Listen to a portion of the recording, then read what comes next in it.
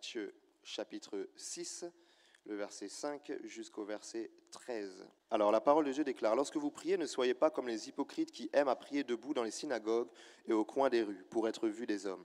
Je vous le dis en vérité, ils reçoivent leur récompense. Mais quand tu pries, entre dans ta chambre, ferme ta porte et prie ton Père qui est là dans le lieu secret. Et ton Père qui voit dans le secret te le rendra. En priant, ne multipliez pas de vaines paroles comme les païens qui s'imaginent qu'à force de paroles, ils seront exaucés. Ne leur ressemblez pas. Ne leur ressemblez pas, car votre Père sait de quoi vous avez besoin avant que vous le lui demandiez. Voici donc comment vous devez prier. Notre Père qui est aux cieux, que ton nom soit sanctifié, que ton règne vienne, que ta volonté soit faite sur la terre comme au ciel. Donne-nous aujourd'hui notre pain quotidien. Pardonne-nous nos offenses, comme nous aussi, nous pardonnons à ceux qui nous ont offensés. Ne nous induis pas en tentation, mais délivre-nous du malin. Car c'est à toi qu'appartiennent dans tous les siècles le règne, la puissance et la gloire. Amen. » Question simple et introductive. Qui a déjà prié un jour? Peut lever la main, s'il vous plaît. Si tu as déjà prié un jour, tu peux lever la main. OK. Ceux qui n'ont pas levé la main sont suspects. Lorsqu'on parle de la prière, c'est un exercice que nous avons déjà tous pratiqué un jour ou un autre, avec plus ou moins de régularité, plus ou moins d'assiduité, mais tous, nous avons déjà prié. Ne serait-ce que si tu te connais, tu vas dire « Ah, Jésus !» C'est déjà une prière. Tu vois, lorsque nous sommes des enfants de Dieu, nous sommes appelés à vivre une vie de prière qui prendra des formes différentes selon la manière dont nous concevons justement cet exercice. Et lorsqu'on va enseigner sur la prière, il y a beaucoup de personnes qui pensent qu'ils savent déjà tout. Nous savons déjà ce qu'est prier et nous savons déjà comment prier. Alors, quelqu'un peut se poser la question de se dire, mais qu'est-ce qu'on va encore dire sur la prière? Est-il nécessaire peut-être d'aller dans des nouvelles révélations? Y a-t-il des mystères cachés que nous ne connaissions pas encore? Peut-être, mais ce n'est pas l'objet de mon message. Aujourd'hui, je vais nous parler de choses très simples que nous connaissons déjà sur la prière. Je n'ai pas la prétention de croire aujourd'hui apprendre quelque chose de nouveau à quelqu'un. Mais comme la Bible déclare et comme cet apôtre disait, je vous répète ces choses parce que je sais qu'elles vous sont salutaires. Vous savez, bien-aimés, lorsqu'on est en train de parler de la vie chrétienne, il est très important d'asseoir les bases que nous avons déjà. Parce que la Bible déclare qu'il est possible de tomber après avoir tout surmonté. La Bible nous recommande, l'apôtre Paul, de tenir ferme après avoir tout surmonté. Tu peux être en haut et malheureusement te retrouver en bas un jour. Et je ne souhaite pas qu'il soit ainsi pour toi. La Bible parle également dans le livre des Hébreux de ceux qui ont fait naufrage par rapport à la foi. Ils sont en train de cheminer, d'aller sur l'autre bord. Vous savez, souvent on dit que lorsque Jésus nous envoie sur l'autre bord, certainement on va y arriver. Non, des fois on n'arrive pas. La Bible parle de ceux qui ont fait naufrage par rapport à la foi, de ceux qui sont engagés dans le chemin de Christ, mais malheureusement qui à un moment donné, pour X ou Y raison, n'ont pas réussi à aller au bout de la course. Je prie dans le nom de Jésus que tu puisses arriver au bout de la course. Alors lorsque nous sommes en train de parler de la prière, je dis je ne vais pas nous parler de choses qui sont forcément très nouvelles, je vais nous parler certainement de choses que nous connaissons déjà, mais que nous devons appliquer. Regarde ton voisin, dis-lui, est-ce que tu appliques ce que tu sais ? Parce que la Bible nous recommande avec beaucoup de sagesse, et la Bible nous dit que nous devons mettre en pratique, ne pas nous borner à écouter la parole sans la mettre en pratique. Alors sur la prière, il y a beaucoup de choses que nous savons, mais parfois peu de choses que nous pratiquons effectivement. Et je veux nous parler aujourd'hui non pas seulement de la prière, mais de comment prier. Lorsque nous sommes en train d'étudier le texte que nous avons lu, nous voyons Jésus qui est en train de parler à des hommes qui priaient déjà. L'enseignement de Jésus sur la prière n'est pas adressé à des personnes qui ne connaissaient pas la prière. Jésus n'enseigne pas la prière à des personnes qui n'avaient jamais prié pour leur permettre de comprendre à partir de maintenant comment vous devez le faire. Jésus parle à des personnes qui priaient déjà. Jésus parle à des personnes qui priaient justement certainement au moins 5 fois par jour. Jésus enseignait même à des personnes qui priaient peut-être même trop. Alors bien aimés, lorsque nous sommes en train de parler de la prière, ce passage nous permet de comprendre qu'il ne s'agit pas simplement de prier, mais de bien prier. La prière qui marche et qui porte du résultat, ce n'est pas simplement la prière qui est faite. C'est la prière qui est faite selon les règles que Dieu a établies pour cet exercice. Quelqu'un dit avec moi, Amen. Je répète, la prière qui marche, ce n'est pas simplement la prière qui est faite, la prière qui sort de nos bouches. La prière qui porte du résultat, c'est la prière qui est faite selon le cadre que Dieu avait défini pour la prière. Et il est très important que nous puissions savoir que nous devons prier, mais que nous puissions aussi savoir comment nous devons prier. Parce que très souvent nous prions, Mais comme la Bible le dit, et nous lirons cela tout à l'heure, parfois nous prions, mais nous prions aussi mal.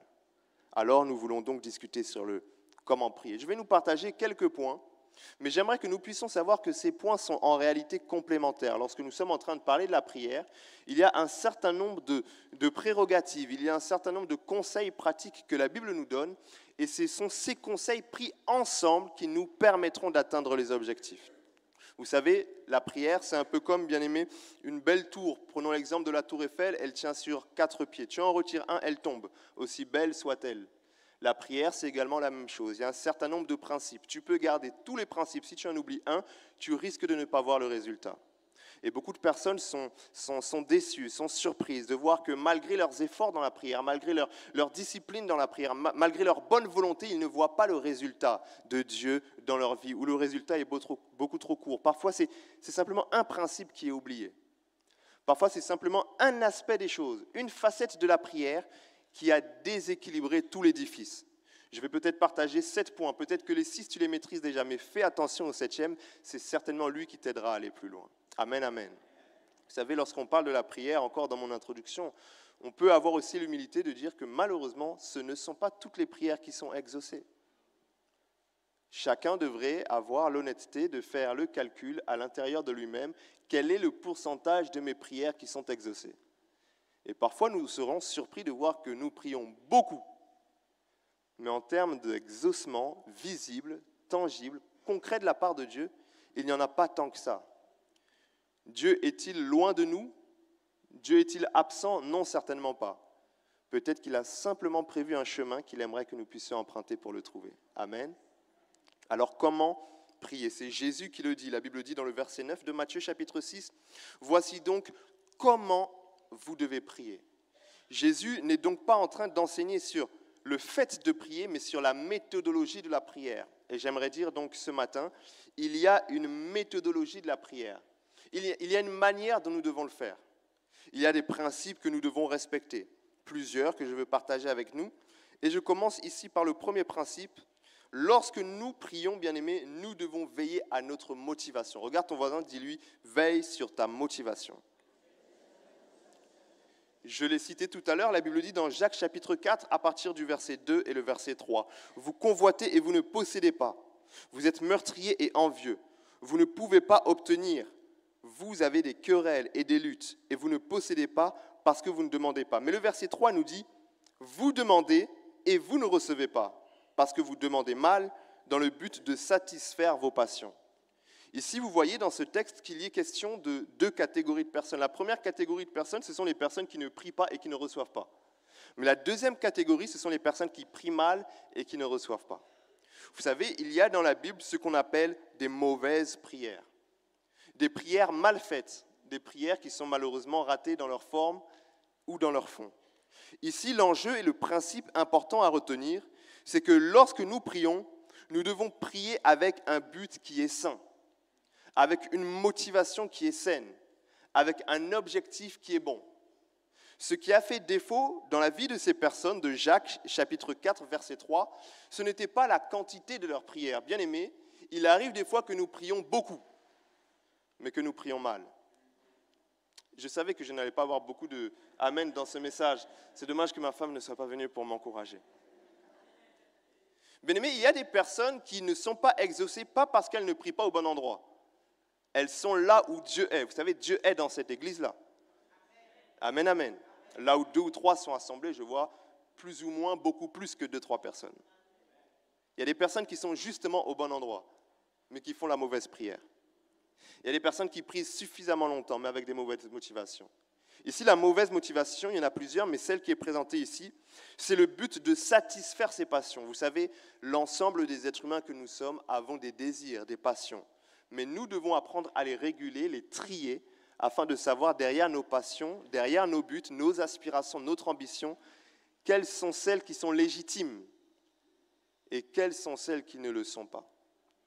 Bien-aimés, vous savez, j'aime dire, Dieu n'est pas un distributeur automatique. Vous savez, le distributeur automatique n'en a que faire de savoir pourquoi tu vas dépenser ton argent. S'il y a l'argent sur le compte, il te donne. Dieu ne travaille pas ainsi. Lorsque tu viens dans la prière pour recevoir quelque chose de lui, il check et vérifie à l'intérieur de ton cœur quel est le but derrière ce que tu es en train de demander. Et parfois, nous demandons des choses qui semblent être bonnes, mais avec un mauvais objectif. Vous savez, il est même possible de désirer avoir une grande église, mais pour des mauvaises motivations. Parce qu'on veut être la meilleure église, mieux que celle qui est à côté. Il est possible de demander à Dieu une très belle voix, mais pour chanter mieux que l'excellent frère qui a modéré tout à l'heure, et nous le remercions. Il y a des personnes, bien aimées, qui cherchent à avoir le permis de conduire simplement parce qu'ils en ont marre du fait qu'on leur dit toujours « Mais pourquoi tu es encore à pied ?» Bien-aimé, pourquoi tu pries? Pourquoi tu cherches Dieu? Beaucoup de personnes cherchent la bénédiction de Dieu pour se venger de la vie. Bien-aimé, on ne prie pas pour se venger de la vie. On ne cherche pas à ce que Dieu nous bénisse et nous élève pour se venger d'un passé douloureux. On prie que Dieu nous fasse du bien pour que nous puissions devenir une source de bénédiction pour les autres.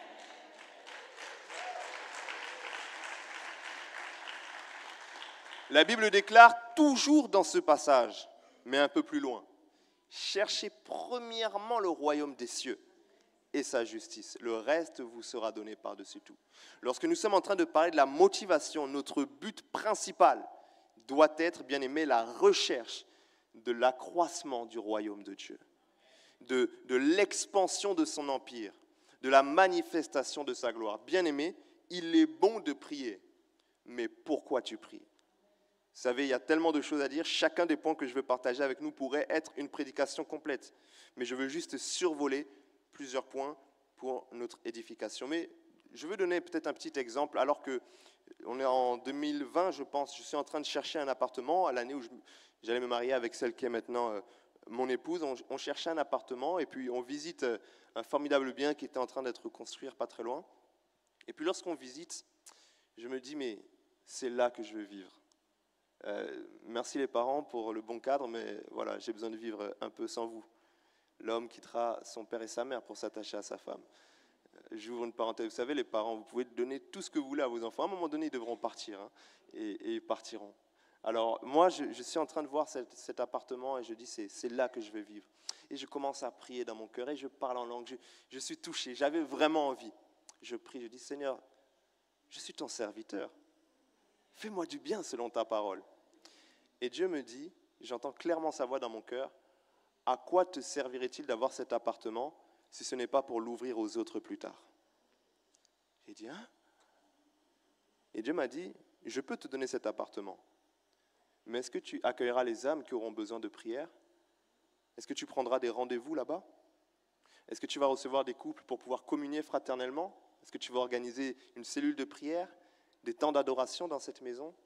J'ai dit, Seigneur, je le ferai. Et aujourd'hui, nous sommes propriétaires de cet appartement.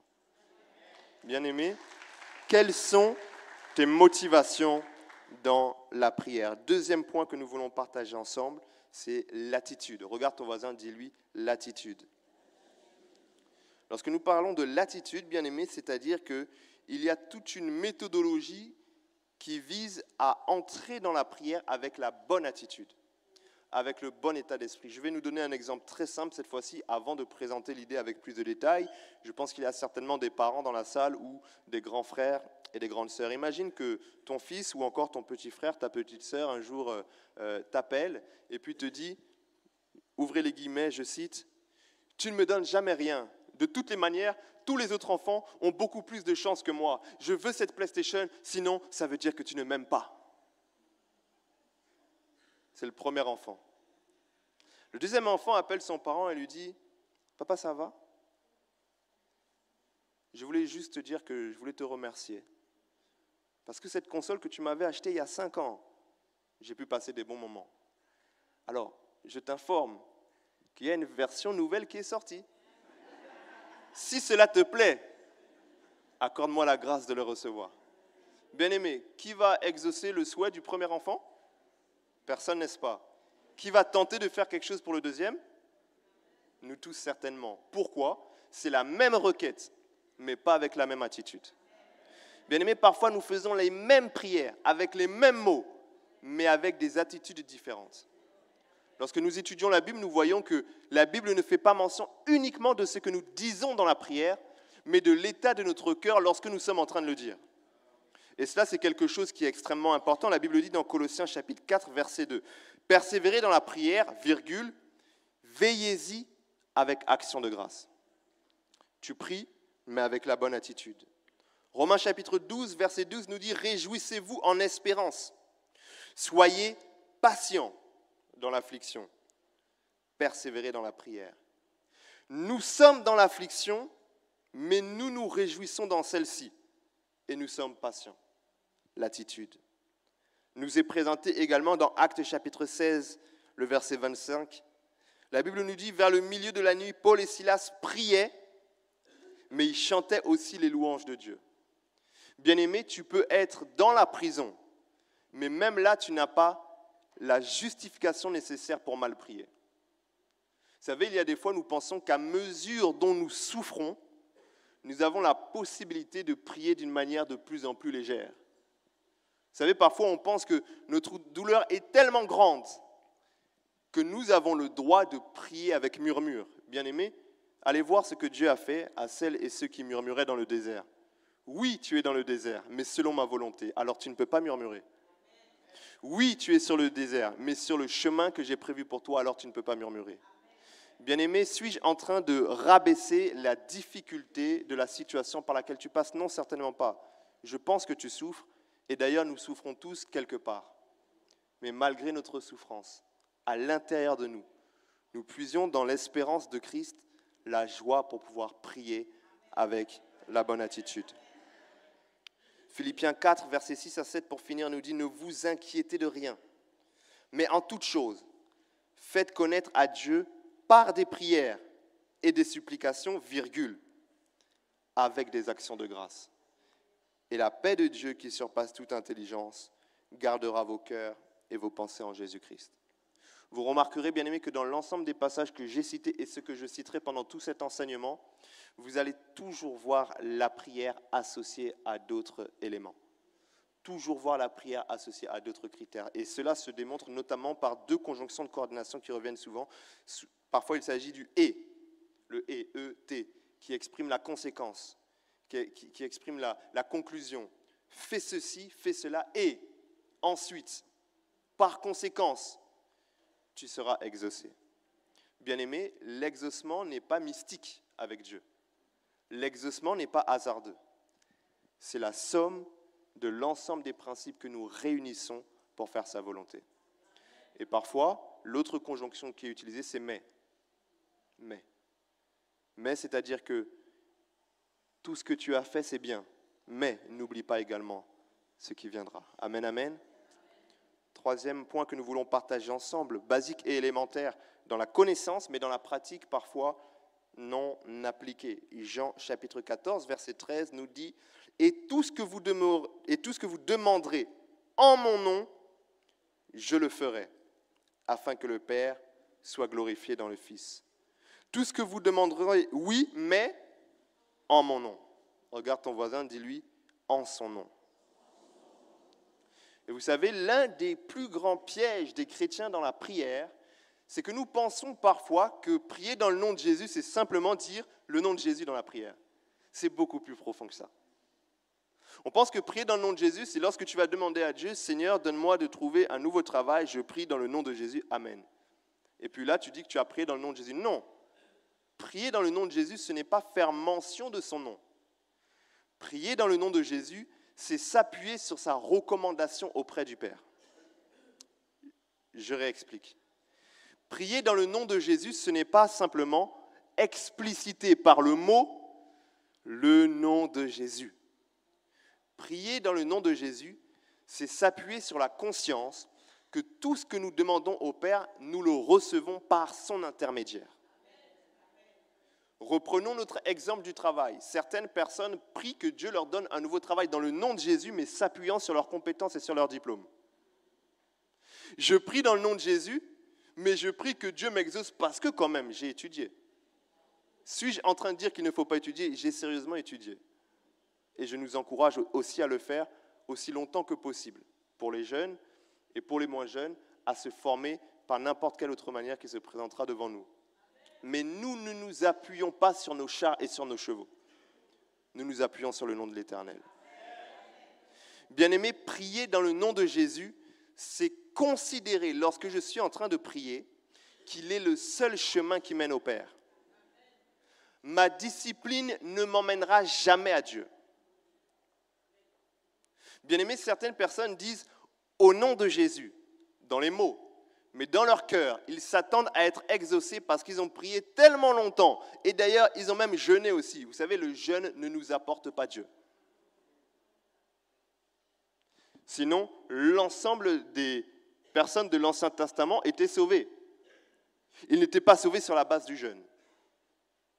Sinon, nos amis musulmans seraient sauvés parce qu'ils jeûnent. Et d'ailleurs, parfois même beaucoup plus que nous. Vous savez, moi j'ai honte parfois de présenter les modalités de nos jeûnes à mes camarades musulmans.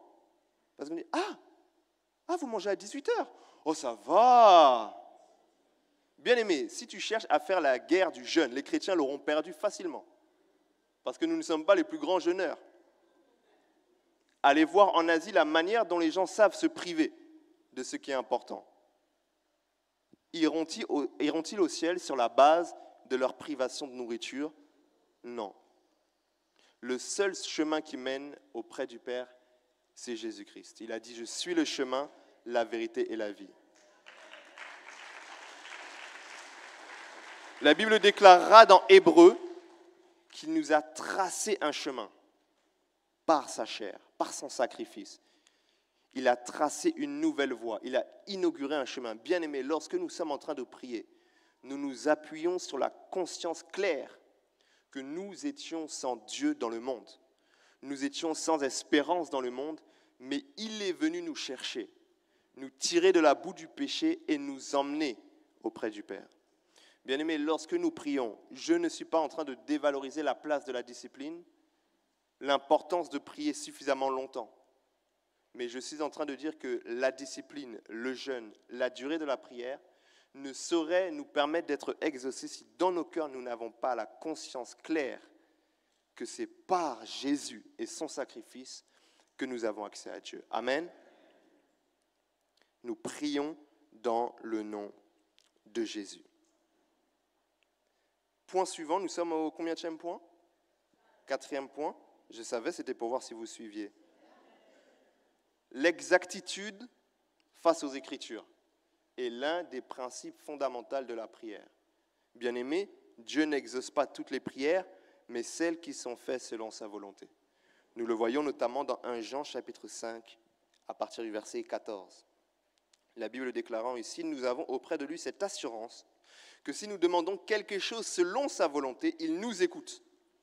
Et si nous savons qu'il nous écoute, quelle que soit la chose que nous lui demandions, nous savons que nous possédons la chose que nous lui avons demandée. La Bible précise, si nous demandons quelque chose selon sa volonté. Bien-aimé, pries-tu selon ta volonté ou selon la volonté de Dieu? Pose la question à ton voisin, pries-tu selon ta volonté ou selon la volonté de Dieu? Je vois quelques personnes qui n'ont pas posé la question à leurs voisins parce qu'ils savent qu'eux-mêmes, ils ne prient pas selon la volonté de Dieu. Ils se sont dit, si je ne pose pas la question, on ne va pas me la poser non plus. Alors pose-la au moins dans ton cœur. Vous savez, j'aime parler sur la vie conduite par le Saint-Esprit. C'est l'un des messages que j'aime prêcher. Et j'aime dire, bien-aimés, que lorsque la Bible nous recommande d'être conduits par le Saint-Esprit, la Bible n'est pas en train de dire que nous devons conduire avec le Saint-Esprit. Je répète, la Bible nous recommande d'être conduits par le Saint-Esprit et pas de conduire avec le Saint-Esprit. C'est lui qui tient le volant de notre vie, bien-aimés. Nous ne sommes pas en train de prendre notre route, notre itinéraire selon notre volonté en disant au Saint-Esprit, vas-y, viens avec moi, je conduis avec toi à mes côtés. Vous savez, parfois nous prions que Dieu nous accompagne et nous bénisse dans nos projets, mais sais-tu que Dieu aussi a un projet pour toi? Suis-je en train de dire que nous ne devons pas prier pour nos projets? Certainement, mais comprenons qu'après nos projets, après notre volonté, après ce que notre intelligence a conçu, Dieu a un plan souverain qui doit s'accomplir. Et entre le plan souverain de Dieu et notre plan à nous, Bien-aimé, Dieu préfère le sien. Alors Dieu exauce 20 fois plus. Statistique hasardeuse. Dieu exauce beaucoup plus celles et ceux qui prient selon sa volonté. Bien-aimés, apprenons à chercher la volonté de Dieu puis à prier. Amen, amen. Il faut que je répète ça. Apprenons à chercher la volonté de Dieu puis à prier. Parce que parfois on se précipite à prier, mais tu pries, pourquoi? Cherchons la volonté de Dieu. Examinons sa pensée à travers toutes les Écritures. Discernons son plan dans nos vies. Et prions conformément à cela. Nous verrons, bien-aimés, un résultat beaucoup plus important. Il arrive, bien-aimés, que des fois, nous ne recevons pas, simplement parce que nos prières ne sont pas bibliques. Combien de personnes, j'en connais beaucoup, qui prient pour la mort de leurs ennemis? Ils vont rester vivants bien longtemps. Bien longtemps. Bien longtemps. Bien-aimés, combien de personnes prient pour que Dieu leur donne un nouveau travail? Mais ne sais-tu pas que Dieu voulait que tu restes, mais que tu sois la lumière dans ce travail-là? Oui, dans mon travail, je suis harcelé, dans mon travail, je suis méprisé, dans mon travail, je suis dévalorisé. Tu veux partir? Oui, mais si tu pars, tu vas laisser toute cette équipe avec ce même mauvais chef. Pourquoi ne pas rester pour être un soutien psychologique et spirituel auprès de tes collègues? Bien-aimés, nous devons apprendre à prier non pas selon nos désirs, mais à prier selon la volonté de Dieu. Et cela, c'est quelque chose de très important. Je vois le temps qui file à vive allure. Alors, je vais accélérer. Lorsque nous prions, allez, partageons peut-être un ou deux derniers points. La foi. Je pense que je n'apprends rien à personne, mais dis-le quand même à ton voisin. La foi. Marc chapitre 11, verset 24 nous parle de cela. C'est pourquoi je vous le dis, tout ce que vous demanderez en priant, croyez, croyez, croyez, croyez que vous l'avez reçu. Et cela vous sera accordé. Matthieu 21, verset 22, et il y a beaucoup d'autres passages encore. Tout ce que vous demanderez avec foi par la prière, vous le recevrez. Bien-aimés, parfois nous ne prions pas avec foi, mais nous prions quand même. Dieu exauce la prière de foi. Dieu exauce la prière faite avec la confiance en lui. Dieu exauce la prière faite avec la conscience de sa capacité d'agir. Et lorsque nous prions, nous devons même parfois faire des pauses. Constater que nous n'avons pas la foi. Nous prions par peur. Se rebooster spirituellement, parler en langue, laisser l'Esprit nous inonder de la paix. Puiser dans les Écritures, parce que la Bible déclare que la foi vient de ce qu'on entend vient de la parole de Dieu. Réécouter 2-3 prédications qui datent peut-être de 2 mois, 3 mois, dans lesquelles il y avait une parole qui nous avait... On booste notre foi. Et là, on se tient devant Dieu avec une pleine assurance. Et nous sommes à ce moment exaucés. Bien-aimés, nous devons prier avec foi. Quelqu'un disait qu'il arrive parfois, nous faisons des veillées de prière sans la foi. Lorsque tu te réveilles la nuit, parce que tu as été, entre guillemets, attaqué, oppressé spirituellement, et tu vas faire toute une veillée de prière. Parfois, ce sont des veillées de peur. Tu pries par peur, parce que tu sais que si tu te rendors, il risque de se passer quelque chose. Tu n'as pas la foi, tu n'as pas prié avec la foi, tu as prié avec la peur.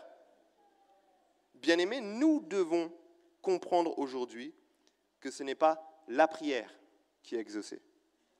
C'est la prière cumulée aux différentes exigences que Dieu a prévues, notamment la prière faite avec la foi. C'est pour ça, bien-aimés, qu'un chrétien équilibré ne fait pas que prier. Il se nourrit aussi de la parole de Dieu. Il s'édifie également. La Bible dit « entretenez-vous ». Entretenez-vous par des psaumes, par des hymnes, par des cantiques spirituels, célébrant notre Dieu. Bien-aimé, tu dois t'entretenir spirituellement. Tu dois être consistant spirituellement pour que lorsque tu te retrouves dans le moment où tu parles à Dieu, tu sois rempli de foi. Et tu verras le résultat. Amen, amen. Et pour finir, bien-aimés, le dernier point que je partage avec nous avant de conclure, la sanctification. La sanctification. Bien-aimés, lorsque nous prions, nous sommes en train de parler à un Dieu qui prête attention à notre contexte de vie. Et cela, c'est quelque chose qui est très important. La Bible déclare, la main de l'Éternel n'est pas trop courte. Elle n'est pas trop courte. Son oreille, elle n'est pas trop dure. Mais ce sont nos péchés qui mettent une séparation, une barrière avec Dieu. Bien-aimés, lorsque nous voulons vivre une vie de prière épanouie, une vie de prière remplie d'exaucement, nous devons veiller à aligner nos vies selon ces principes, les principes de consécration, les principes de sanctification.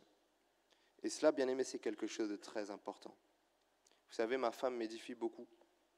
Elle est comme un peu une forme de représentation de Dieu dans ma maison. Vous savez, moi, il y a quelque chose que j'aime énormément. J'aime beaucoup les cookies. Elle dit, où est-ce qu'il va, ce monsieur? Il nous parle de prière et il bascule sur les cookies. Je disais, j'aime beaucoup les cookies. J'aime énormément, je raffole des cookies. Parfois, je vais voir ma femme, je lui dis, chérie, fais-moi des cookies. Elle me dit non. Je dis, mais chérie, j'ai faim. Fais-moi des cookies. Elle me dit, est-ce que tu as fait la vaisselle? Est-ce que tu es parti faire les courses? Est-ce que tu m'avais bien parlé la dernière fois? Je ne te ferai pas de cookies. Mon cœur se brise en deux. Et parfois, en tant que croyants, nos cœurs se brisent en deux lorsque Dieu ne nous répond pas. Mais est-ce que nous avons fait ce qu'il nous avait demandé auparavant? Tu sais, bien-aimé, entre deux temps de prière, il y a beaucoup de choses que Dieu attend de toi. Le piège, c'est lorsque tu commences à considérer Dieu que dans les moments où tu viens le rencontrer. Mais bien-aimé, ses yeux sont sur toi tous les jours de ta vie. Son regard est sur toi, il t'observe. Il constate tes voies, il regarde la manière dont tu parles, la manière dont tu te comportes. Il prend acte des décisions que tu prends au quotidien, de la manière dont tu gères tes fréquentations. Et lorsque nous arrivons dans la prière, parfois, bien-aimés, le cœur de Dieu est frustré vis-à-vis de nous. Et il ne nous exauce pas. Pourquoi? Parce que nous n'avons pas marché selon ses voies. Celui qui veut vivre une vie de prière épanouie, c'est celui qui se sanctifie.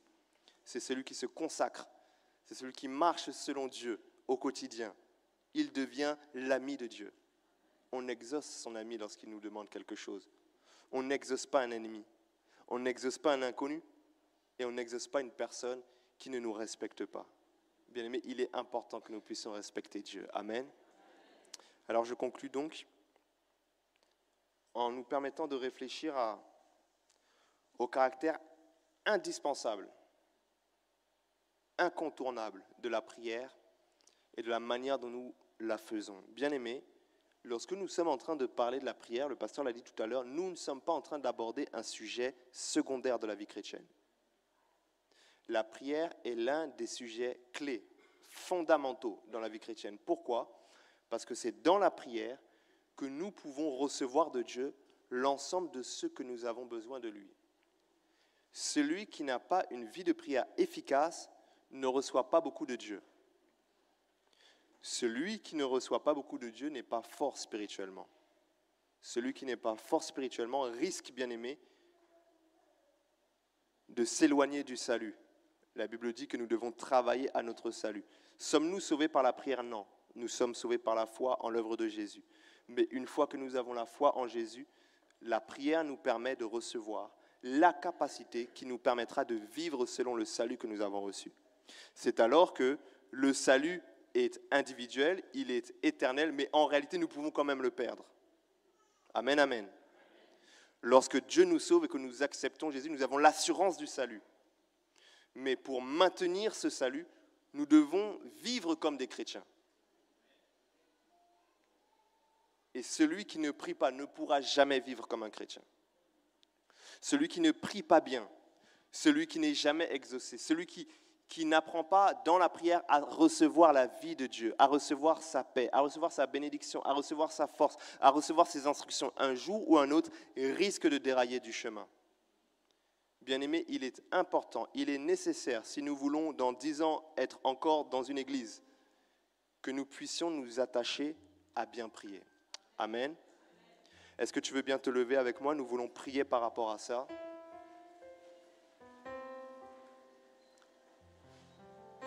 Beaucoup de choses ont été dites, beaucoup de sous-points ont été abordés. Je ne sais pas lequel t'a interpellé le plus. Mais ce que je nous recommande de faire, c'est de prier pour notre vie de prière, la remettre entre les mains du Seigneur, demander sa grâce. La prière, bien-aimée, n'est pas un exercice humain, c'est un exercice spirituel. Et on peut donner beaucoup de principes, les comprendre intellectuels ne suffiront pas. Nous avons besoin de la vie de l'Esprit pour nous aider à le faire. Tu veux prier avec moi, tu dis, Saint-Esprit, aide-moi à maintenir une vie de prière équilibrée. Tu le dis avec tes propres mots, pendant quelques minutes, tu demandes à Dieu de t'aider à bien prier. Le Jésus qui a accompagné et aidé ses disciples, il les a enseignés sur la prière, tu dis, Seigneur, enseigne-moi la prière. Apprends-moi cet exercice spirituel. Élevons nos voix, prions chacun avec nos propres mots. Élevons nos voix, oublie ton voisin, oublie ta voisine, prie avec tes propres mots. Esprit de Dieu, je prie. Fais de moi un homme de prière. Fais de moi un homme attaché à la prière. Fais de moi un homme qui prie, mais qui prie bien. Fais de moi un homme qui prie avec les bonnes motivations. Fais de moi un homme qui prie selon les Écritures. Fais de moi un homme qui prie avec foi. Fais de moi cet homme selon ton cœur, qui est ton ami, qui se sanctifie et se consacre et que tu prends plaisir à exaucer. Donne-moi, même au milieu des difficultés par lesquelles je passe, de garder la bonne attitude à chaque fois que je me rapproche de toi. Je ne veux pas, éternel mon Dieu, beaucoup prier et peu recevoir. Je ne veux pas venir tous les dimanches et la semaine prier à la maison et ne pas voir les résultats et les exaucements. Je prie que tu shiftes ma vie de prière. Je prie que tu m'emmènes dans une nouvelle dynamique, dans un nouvel élan de prière. Je prie que tu m'inspires, que tu me conduises dans la révélation de cet exercice. Toi qui as parlé à tes disciples, qui les as enseignés, tu ne les as pas jugés seulement, tu ne les as pas critiqués seulement, alors qu'ils étaient en train de prier, mais pas d'une manière parfaite. Tu les as accompagnés, tu les as aidés, tu les as tenus par la main. Je prie que tu me tiennes par la main et que tu fasses de moi un homme qui prie de mieux en mieux. Je prie que tu m'emmènes par la main, que tu m'enseignes par des prédications, que tu m'enseignes, éternel mon Dieu, par la méditation de la parole, que tu m'enseignes dans mon cœur comment je dois prier. Je ne veux pas prier pour me satisfaire et pour me plaire. Je ne veux pas prier pour être heureux de l'avoir fait. Je veux prier pour ton honneur et pour ton épanouissement. Je veux prier, éternel mon Dieu, non pas pour l'accomplissement de mes besoins personnels. Je veux prier pour les besoins qui sont dans ton cœur. Je ne veux pas prier selon mes projets uniquement après avoir prié pour mes projets. Je veux que le tien s'accomplisse. Seigneur, j'ai une volonté que je t'exprime dans la prière, mais je prie que dans la prière, tu me révèles aussi la tienne. J'ai des souhaits, j'ai des désirs, j'ai une ambition. J'ai un fardeau dans mon cœur. Pendant que je prie, je souhaite que tu me communiques aussi le tien. Équilibre-moi dans la prière. Équilibre-moi dans la prière. Équilibre-moi dans la prière afin que je puisse vivre exaucement sur exaucement. Succès en succès. Réussite en réussite et que je puisse me rapprocher de toi.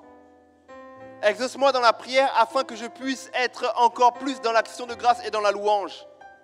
Exauce-moi dans la prière afin que ça m'attire davantage à le faire.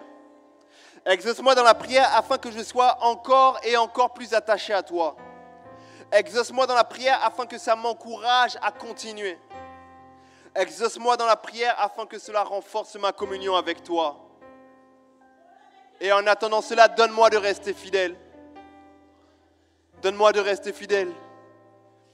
Bien-aimé, j'aimerais que nous puissions lever les mains légèrement vers le ciel et que tu puisses comme t'attendre à la grâce de Dieu, un rafraîchissement et un renouvellement. Comme un vent, comme un esprit qui souffle sur cette assemblée, comme un vent qui vient et qui t'emmène encore plus loin, le vent de l'esprit, le vent de la prière, celui qui a même soufflé dans la chambre haute, qui a emmené les disciples dans une prière qu'ils n'attendaient pas de faire, une prière même en esprit, en langue. Je prie que l'Esprit t'emporte dans un élan de prière à cet instant, qui t'accompagnera toute la semaine. Je prie que l'Esprit t'emporte dans un élan de prière, qui t'emmène,